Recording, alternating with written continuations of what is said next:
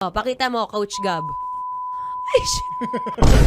Grabe, nakaupo pa yun! So, sa mga kabisyon natin nakikinig ngayon, ako kasi, personally, bago lang ako sa pagbubuhat.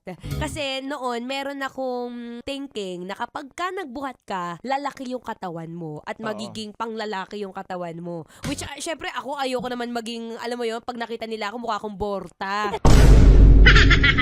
I want to clear lang din kung tama ba na ganito yung thinking pang nagbubuhat ka or ano yung benefit na makukuha mo sa strength training? Well, first of all, pag yung iniisip ng mga babae na pag nagbuhat sila, magiging borta ka, malaki katawan, hindi yung totoo. Huh? Kasi ang babae, wala silang ganong kadaming testosterone sa katawan para mag-build ng muscle ng ganon. Okay. Yung mga nakikita nila na sobrang lalaking katawan, yung mga nagko-crossfit, bodybuilding, yun yung mga kumakarga ng gamot para mas lumaki yung katawan. And sa sobrang taas ng volume or yung reps or Yung sobrang tagal na nung training, lumaki na talaga yung muscle.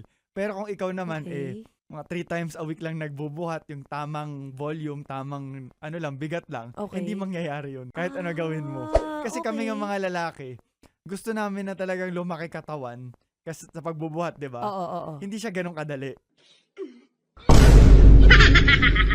Talagang yung mga bodybuilders nga na lalaki, talagang kailangan ng iba pag competition, kumarga na ng gamot para maging ganun kalaki kasi hindi siya madali. May gamot silang iniinom. Yung iba, nagtuturok, nag-steroids, ganyan, para lumaki yung muscle kasi yun yung goal. Kasi kung hindi mo gagawin yun, sobrang hirap magpalaki ng katawan. Okay. So ikaw pa kayang babae na wala masyadong testosterone, na walang gamot, paano mangyayari yun? Okay, so ayan sa mga kababaihan, wag po kayong maniniwala sa mga nagsasabi na kapag ka nagbuhat ka, magiging borta ka o yung mga nakikita mo sa mga bodybuilding.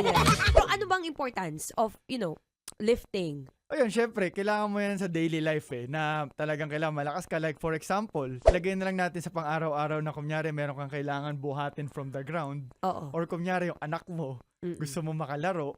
Kung medyo mahina ka, hindi mo sila masasabayan. Pero syempre hindi tayo aalis dito nang hindi nakikita yung abs niya. Okay lang ako magpakita, Coach Gab, ng abs. Ayun na dyan sa mga nanonood. Okay, yan. Aray ko! Diyos ko, Lord! Isa rin sa mga pangarap ni Maratoni magkaroon ng abs.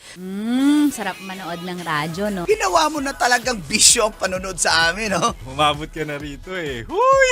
Kaya kung gusto mong tuloy-tuloy pa ang tawanan, Iyakan at kiligan, aba, i-like mo na ang video na ito. At mag-comment ka na rin sa Bisyo. Hit mo na rin ang notification bell Para updated ka sa mga kaganapan namin dito sa Love Radio. kailangan pa bang i-memorize yan? Basic.